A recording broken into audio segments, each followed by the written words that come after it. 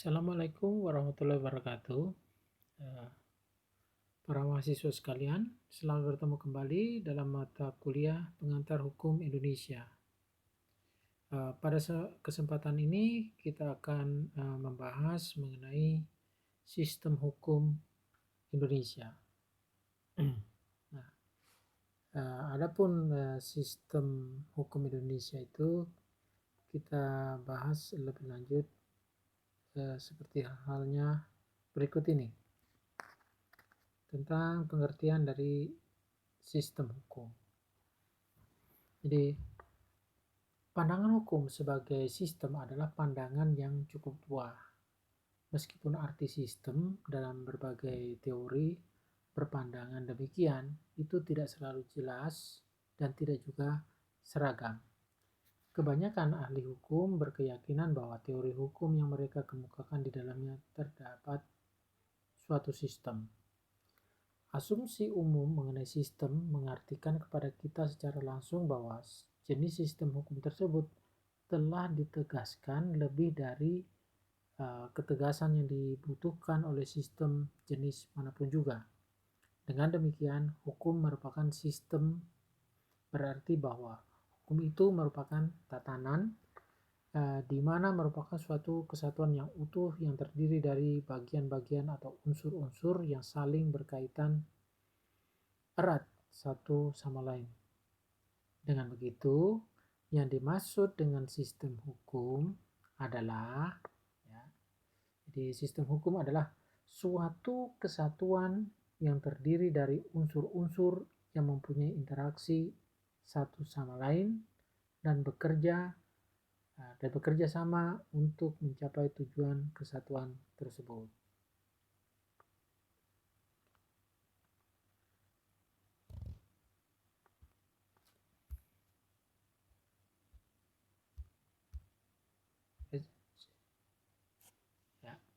Untuk mencapai suatu tujuan kesatuan tersebut perlu kerjasama antar bagian-bagian atau unsur-unsur tersebut menurut rencana dan pola tertentu. Dalam sistem hukum yang baik, tidak boleh terjadi pertentangan-pertentangan atau tumpang tindih di antara bagian-bagian yang ada. Jika pertentangan atau kontradiksi tersebut terjadi, sistem itu sendiri yang menyelesaikan hingga tidak berlarut.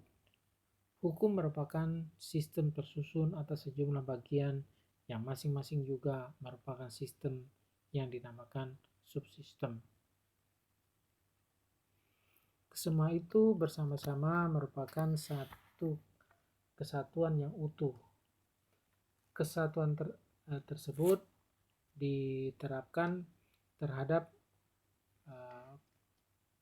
kompleksitas unsur-unsur yuridis, seperti peraturan hukum, asas-asas hukum, dan pengertian hukum. Sehingga di dalam suatu kesatuan itu tidak dikehendaki adanya konflik, pertentangan atau kontradiksi antar bagian-bagian yang ada pada peraturan hukum, asas-asas hukum, dan pengertian hukum. Kalau sampai terjadi konflik, maka akan segera diselesaikan oleh dan di dalam sistem hukum itu. Nah, setiap sistem mengandung beberapa asas yang menjadi pedoman dalam pembentukannya. Dan dapat dikatakan bahwa suatu sistem adalah tidak terlepas dari asas-asas yang mendukungnya.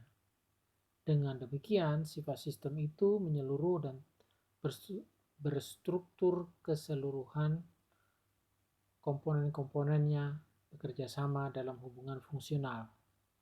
Jadi, kalau dikatakan bahwa hukum sebagai suatu sistem, artinya suatu susunan atau tatanan yang teratur dari aturan-aturan hidup, keseluruhannya terdiri dari bagian-bagian yang berkaitan satu sama lain. Seperti dalam hukum perdata sebagai sistem hukum positif misalnya. Sebagai keseluruhan hukum, di dalamnya terdiri dari bagian-bagian yang mengatur tentang hidup manusia sejak lahir sampai meninggal. Dari bagian-bagian itu bisa dilihat kaitan aturannya sejak seorang dilahirkan, hidup sebagai manusia yang memiliki hak dan kewajiban, sewaktu-waktu uh, suatu waktu keinginan untuk melanjutkan keturunan dilaksanakan dengan memberikan keluarga. Di dalam kehidupan sehari-hari manusia itu memiliki kekayaan yang dipelihara dan dipertahankan dengan baik. Dan pada saat meninggal dunia semuanya akan ditinggalkan untuk diterima lebih lanjut bagi yang berhak. Dari bagian-bagian sistem hukum perdata, ya, ada aturan-aturan hukumnya yang berkaitan dengan keberlangsungan hidup manusia dalam pengembangan keturunan yang disebut dengan hukum perkawinan. Sedang harta peninggalan yang dimiliki dan dipertahankan dengan baik itu dibagikan kepada yang berhak ialah disebut ahli waris yang diatur dalam hukum waris. Sehingga pengaturan dalam hukum perdata pada bagian-bagian sistem hukumnya itu secara teratur dan keseluruhan merupakan peraturan hidup manusia dalam keperdataan yang berkaitan dengan hubungan antara manusia satu dengan lainnya. Oleh karena itu, pembagian sistem hukum menjadi bagian-bagian merupakan ciri sistem hukum. Nah, dapat mengadakan pembagian harus ada kriterianya sebagai ciri-ciri dari sistem hukum, di mana kriterium merupakan prinsip dasar pembagian. Pembagian hukum yang lazim diadakan ialah hukum material, hukum formil, hukum publik, hukum privat. Ya, sebagaimana telah dijelaskan pada mata kuliah pengantar ilmu hukum ataupun pada awal-awal pengantar ilmu hukum Indonesia. Kemudian kita berbicara mengenai ciri-ciri sistem hukum Indonesia. Nah, terlebih dahulu untuk diungkapkan yang menjadi ciri sistem hukum Indonesia sebelum kita membicarakan unsur-unsur sistem hukum, ialah bentuk sistem hukum Indonesia menjadi ciri dalam bentuk sistem hukum yang dianutnya. Secara garis besar, sistem hukum yang sering menjadi ciri pada bentuk hukum ialah dengan sistem terbuka dan sistem tertutup. Yang dimaksud dengan sistem tertutup ialah sistem yang terisolir sama sekali dari lingkungan.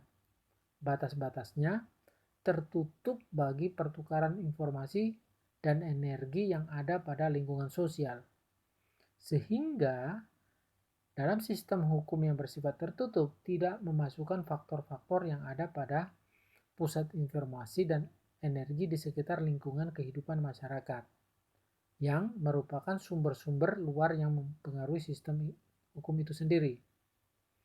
Oleh karenanya, sistem hukum tertutup dapat mengalami entropi yang bergerak ke arah disorganisasi atau kematian. Sedang yang dimaksud dengan sistem hukum terbuka, sebagaimana dikatakan Sudikno Mertokusumo, bahwa sistem terbuka mempunyai hubungan timbal balik dengan lingkungannya, di mana sistem hukum merupakan kesatuan unsur-unsur, yaitu peraturan dan penetapan, yang dipengaruhi oleh faktor-faktor kebudayaan, sosial, ekonomi, sejarah, dan sebagainya. Dan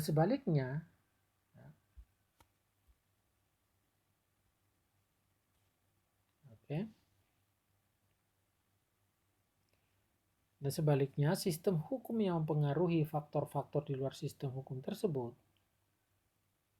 peraturan-peraturan hukum itu terbuka untuk penafsiran yang berbeda.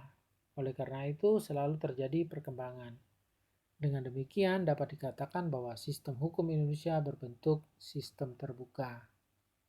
Kenyataan ini tidak berarti bahwa tidak terdapat perbedaan tataran di antara kaidah-kaidah hukum, seperti kelompok kaidah hukum tertentu memang memiliki sifat lebih umum ketimbang suatu kelompok lainnya. Nah, dalam kerangka itu, kita sudah menetapkan asas hukum sebagai jenis khusus kaidah hukum, yakni kaidah penilaian yang memiliki ciri suatu derajat keumuman yang lebih tinggi. Meskipun dikatakan bahwa sistem hukum itu terbuka, namun di dalam sistem hukum itu ada bagian-bagian yang sifatnya tertutup. Ini berarti bahwa pembentuk undang-undang tidak memberi kebebasan untuk membentuk hukum. Hukum keluarga dan hukum benda merupakan sistem tertutup, yang berarti bahwa lembaga-lembaga hukum dalam hukum keluarga dan lembaga-lembaga hukum dalam hukum keluarga dan benda, jumlah dan jenisnya tetap. Tidak dimungkinkan orang menciptakan hak-hak kebendaan baru kecuali oleh pembentuk undang-undang. Sebaliknya, hukum persyarikatan sistemnya terbuka. Setiap orang bebas untuk membuat jenis perjanjian apapun di luar yang ditentukan oleh undang-undang.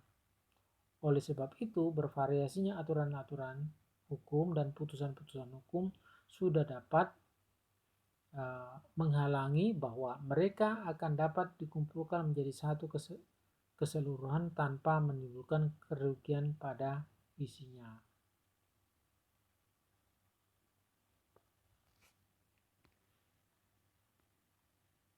Selanjutnya, unsur-unsur dalam sistem hukum Indonesia.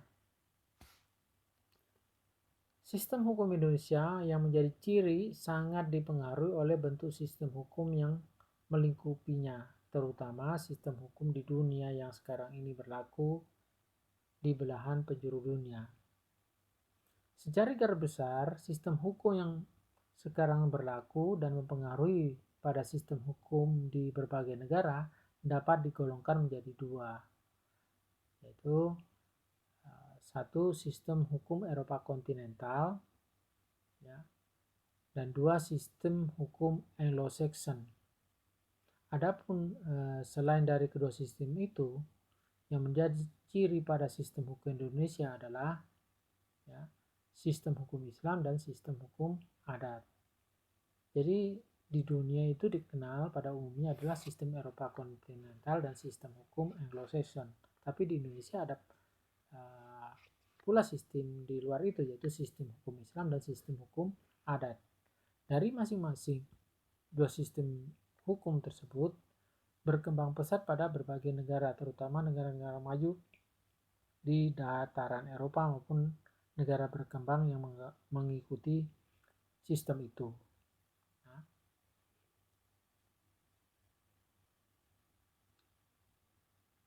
Sedangkan penggolongan dari kedua yang terakhir dari sistem berikutnya itu merupakan unsur dari sistem hukum Indonesia sebagai ciri yang melekat pada sumber-sumber hukum di Indonesia. Karena itu tidak dapat dipungkiri bahwa ketiga sistem tersebut sangat berpengaruh dan sangat dominan dalam sistem hukum Indonesia terhadap eksistensinya atas pembuatan peraturan hukum positif ketika sistem hukum Indonesia bercirikan pada sistem terbuka. Dari kelima sistem itu masing-masing dapat dijelaskan pada sub-sub berikut.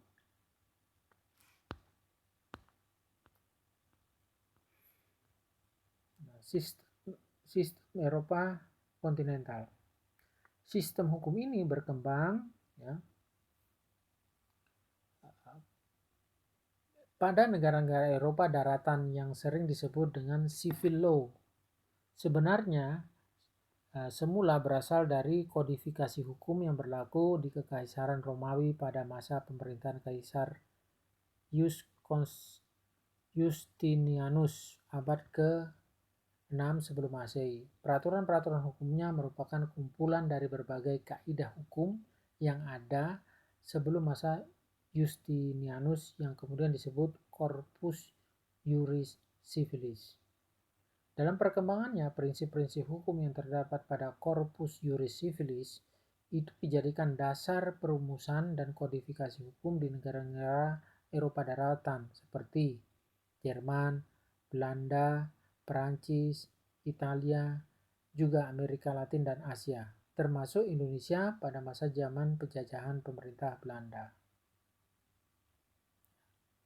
Prinsip utama yang menjadi dasar sistem hukum Eropa kontinental itu ialah hukum memperoleh kekuatan mengikat karena diwujudkan dalam peraturan yang berbentuk undang-undang dan tersusun secara sistematik di dalam kodifikasi atau kompilasi tertentu. Prinsip dasar ini dianut mengingat bahwa nilai utama yang merupakan tujuan hukum adalah kepastian hukum. Dan kepastian hukum hanya dapat diwujudkan kalau tindakan-tindakan hukum manusia di dalam pergaulan hidup diatur dengan peraturan-peraturan hukum yang tertulis.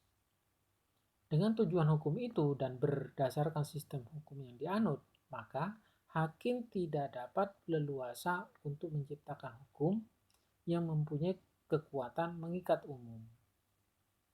Hakim hanya berfungsi menetapkan dan menafsirkan peraturan dalam batas-batas wewenangnya. Putusan seorang hakim dalam suatu perkara hanya mengikat para pihak yang berperkara saja. Doktrin res adjudicata. Kemudian sejalan dengan pertumbuhan dengan negara-negara nasional di Eropa yang bertitik tolak pada unsur kedaulatan nasional, termasuk kedaulatan dalam bentuk menetapkan hukum. Maka yang menjadi sumber hukum dalam sistem hukum Eropa kontinental adalah undang-undang yang dibentuk oleh pemegang kekuasaan legislatif. Selain itu juga diakui peraturan-peraturan yang dibuat pemegang kekuasaan eksekutif berdasarkan wewenang yang telah ditetapkan oleh undang-undang dan kebiasaan-kebiasaan hidup dan diterima sebagai hukum oleh masyarakat selama tidak bertentangan dengan undang-undang.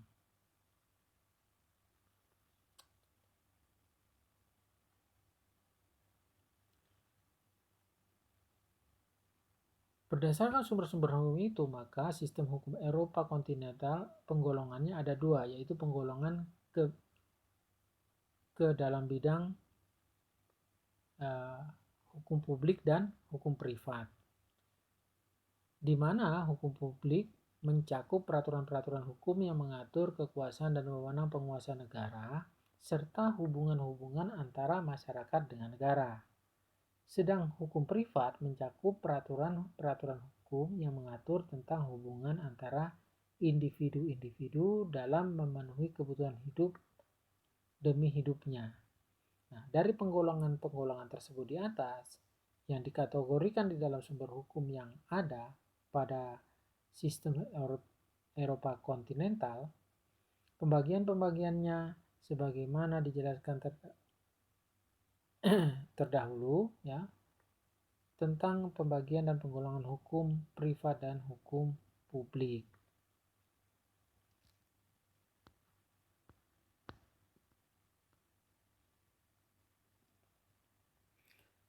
Sistem hukum Anglo-Saxon.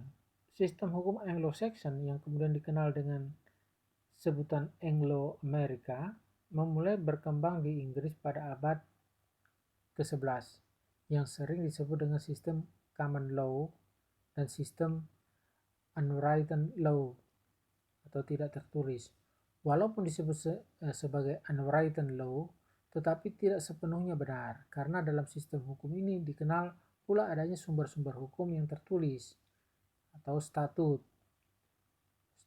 Sistem hukum Anglo-Amerika ini dalam perkembangannya melandasi pula hukum positif di negara-negara Amerika Utara seperti Kanada dan beberapa negara Asia, termasuk negara-negara persemakmuran Inggris dan Australia selain di Amerika sendiri. Sumber hukum dalam sistem hukum Anglo-Amerika ialah putusan-putusan hakim atau pengadilan atau istilahnya judicial decision. Melalui putusan-putusan hakim yang mewujudkan kepastian hukum, maka prinsip-prinsip dan kaidah-kaidah hukum dibentuk dan menjadi kaidah yang mengikat umum.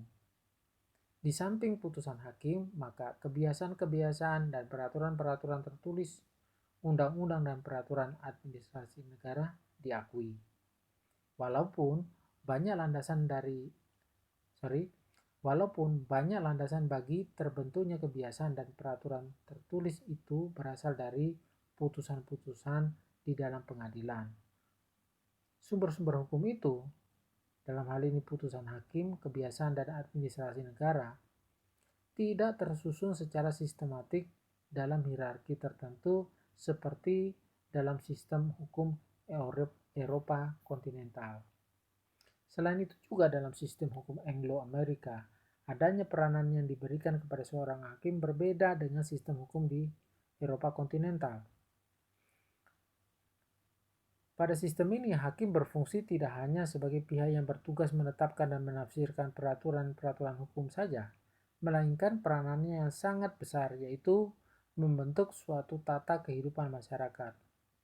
Hakim mempunyai wewenang yang sangat luas untuk menafsirkan peraturan hukum yang berlaku dan menciptakan prinsip-prinsip hukum baru yang akan menjadi pegangan bagi hakim-hakim lain untuk memutuskan perkara yang sejenis.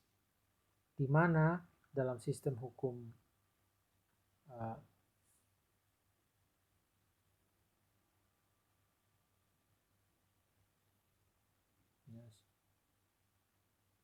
Jadi hakim mempunyai wewenang yang sangat luas untuk menafsirkan peraturan hukum yang berlaku dan menciptakan prinsip-prinsip hukum baru yang akan menjadi pegangan bagi hakim-hakim lain untuk memutus perkara yang sejenis, di mana dalam sistem hukum Anglo-Saxon, putusan hakim yang diikuti oleh hakim yang lain dalam perkara yang sejenis dan serupa tetapi tidak persis sama seringkali disebut hukum jurisprudensi.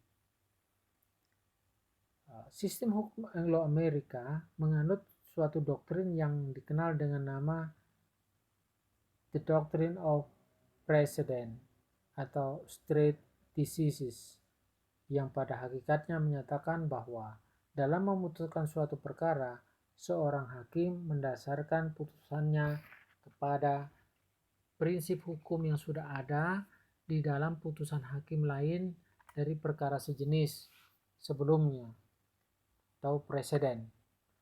Dalam hal tidak ada putusan hakim lain dari perkara atau putusan hakim yang telah ada sebelumnya, kalau dianggap tidak sesuai lagi dengan perkembangan zaman, maka hakim dapat menetapkan putusan baru berdasarkan nilai-nilai keadilan, kebenaran, dan akal sehat.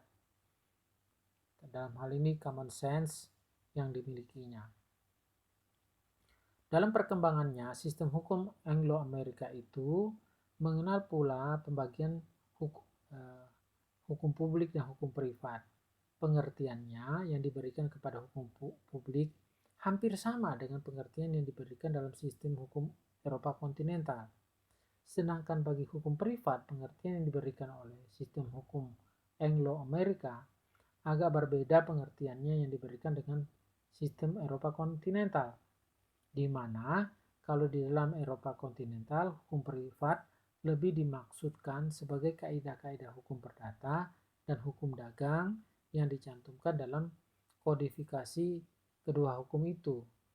Maka bagi sistem hukum Anglo-Amerika, pengertian hukum privat lebih ditujukan kepada kaidah-kaidah hukum tentang hak milik atau law of property, hukum tentang orang, law of person, kewajiban perjanjian atau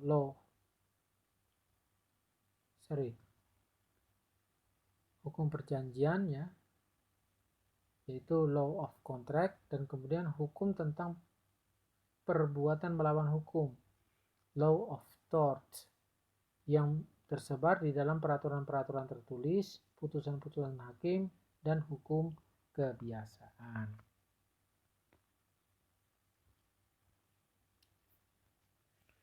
Sekarang kita bicara tentang hukum adat. Sistem hukum adat terdapat dan berkembang di lingkungan kehidupan sosial terutama di masyarakat Indonesia, Cina, India, Jepang, dan negara lain yang ada di belahan dunia Asia dan Afrika. Di Indonesia, asal mula istilah hukum adat adalah dari istilah adat reh. Adat reh ini dikemukakan oleh Snow Hogronje. Sistem hukum adat umumnya bersumber dari peraturan-peraturan hukum yang tidak tertulis yang tumbuh dan berkembang serta dipertahankan berdasarkan kesadaran hukum masyarakatnya. Sistem hukum adat adalah tradisional dengan berpangkal pada kehendak nenek moyang. Tolak ukur keinginan yang akan dilakukan oleh manusia ialah kehendak suci dari nenek moyangnya. Hukum adat berubah-ubah karena pengaruh kejadian dan keadaan yang silih berganti. Karena sifatnya yang mudah berubah dan mudah menyesuaikan dengan perkembangan situasi sosial, hukum adat elastis sifatnya karena sumbernya tidak tertulis. Hukum adat tidak kaku dan mudah menyesuaikan diri. Sumber hukum adat bersumber kepada peraturan-peraturan hukum yang tidak tertulis yang tumbuh berkembang dan dipertahankan dengan kesadaran hukum masyarakatnya. Dan hukum adat itu mempunyai tipe yang bersifat tradisional dengan berpangkal kepada kehendak nenek moyang. Untuk ketertiban hukumnya selalu diberikan penghormatan yang sangat besar bagi kehendak suci nenek moyang itu. Oleh sebab itu, perubahan hukum adat seringkali tidak dapat diketahui bahkan kadang-kadang tanpa disadari masyarakat. Karena terjadi pada situasi sosial tertentu di dalam kehidupan sehari-hari. Keadaan ini berbeda dengan hukum yang pengaturan-pengaturannya ditulis dan dikodifikasi dalam sebuah kitab undang-undang atau peraturan perundang-undangan lainnya yang sulit dapat diubah secara cepat untuk menyesuaikan dengan situasi sosial terbaru.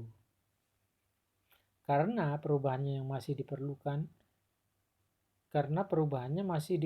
alat pengubah melalui perangkat alat perlengkapan negara yang berwenang untuk itu dibutuhkan peraturan-peraturan baru. Berdasarkan sumber hukum dan tipe hukum adat itu, maka sistem hukum adat di Indonesia terbagi dalam 3 kelompok, yaitu pertama hukum adat hukum adat mengenai tata negara, yaitu tatanan yang mengatur susunan dan ketertiban dalam persekutuan-persekutuan hukum, serta susunan dan lingkungan kerja alat-alat perlengkapan jabatan-jabatan dan pejabatnya. Yang B, hukum adat mengenai warga atau hukum warga yang terdiri dari hukum pertalian sanak atau kekerabatan. 2, hukum tanah. 3, hukum perutangan. Nah, yang ketiga yaitu hukum adat mengenai delik atau pidana, hukum pidana. Yang berperan melaksanakan sistem hukum adat ini ialah pemangku adat sebagai pemimpin yang sangat disegani. Besar pengaruhnya dalam lingkungan masyarakat adat untuk menjaga keutuhan hidup sejahtera masyarakat yang dipimpinnya. Nah, pemangku adat ini itu dianggap sebagai orang yang paling mampu menjalankan dan memelihara peraturan serta selalu ditaati oleh anggota masyarakatnya berdasarkan kepercayaan kepada nenek moyang.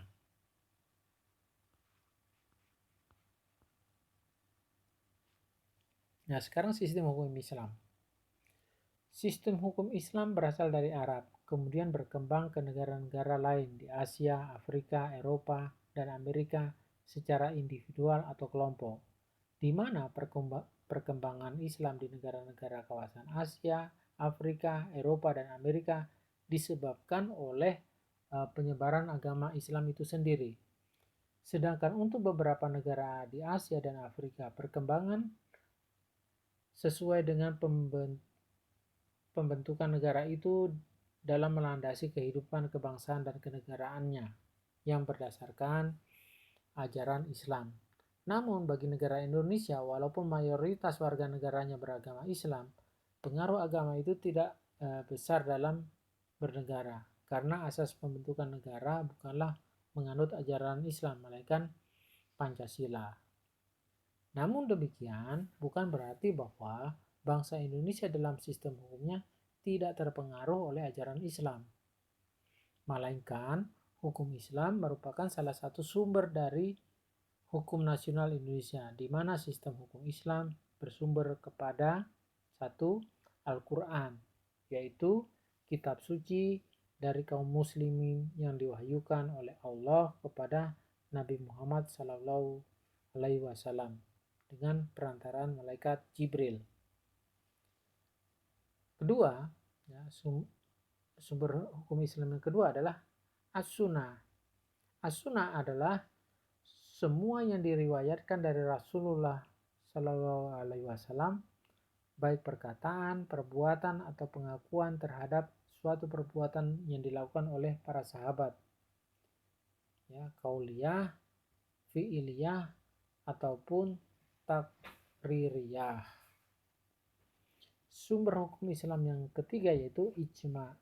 Ijma adalah kesepakatan para ulama besar terdahulu tentang suatu hal, cara hidup yang ketentuannya belum dijelaskan secara rinci oleh Al-Quran dan As-Sunnah. Nah, yang keempat adalah kias. Kias adalah analogi dalam mencari sebanyak mungkin persamaan antara dua atau lebih kejadian untuk ditarik kesimpulan yang memunculkan hukum yang baru. Ajaran agama Islam dengan sengaja diturunkan oleh Allah SWT dengan melalui malaikat Jibril kepada Nabi Muhammad SAW dengan maksud menyusun ketertiban dan keamanan serta keselamatan umat manusia. Karena itu, dasar-dasar hukumnya mengatur mengenai segi-segi pembangunan, politik, ekonomi, sosial ekonomi, dan budaya, di samping hukum-hukum pokok tentang kepercayaan dan kebaktian atau ibadat kepada Allah SWT.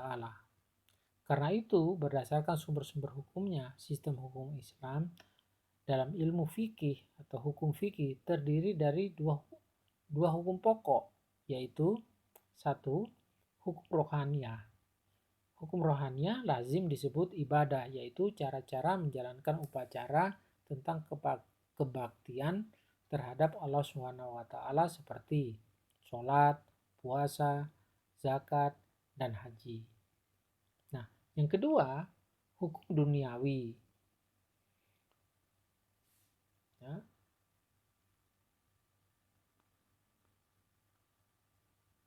Ya, hukum duniawi. Hukum duniawi terdiri dari A. Muamalat. Muamalat yaitu tata tertib hukum, ya, dan peraturan mengenai hubungan antar manusia dalam bidang jual beli, sewa menyewa, perburuhan, hukum tanah, hukum perikatan, hak milik, hak kebendaan, dan hubungan ekonomi pada umumnya. Nah, yang kedua, ya, atau B, nikah, yaitu perkawinan dalam arti membentuk sebuah keluarga yang terdiri dari syarat-syarat dan rukun-rukunnya, hak dan kewajiban, dasar-dasar perkawinan monogami, dan akidah-akidah hukum perkawinan. Yang ketiga atau C, jinayat. Jinayat yaitu hukum pidana yang meliputi ancaman terhadap hukum Allah SWT dan perbuatan tindak pidana kejahatan. Ya. Jadi itulah yang bisa kita bahas pada kesempatan kali ini, ya, dalam materi sistem hukum Indonesia. Ya, untuk mengakhiri pertemuan ini, saya ucapkan wassalamualaikum warahmatullahi wabarakatuh. Sampai ketemu dalam pertemuan berikutnya.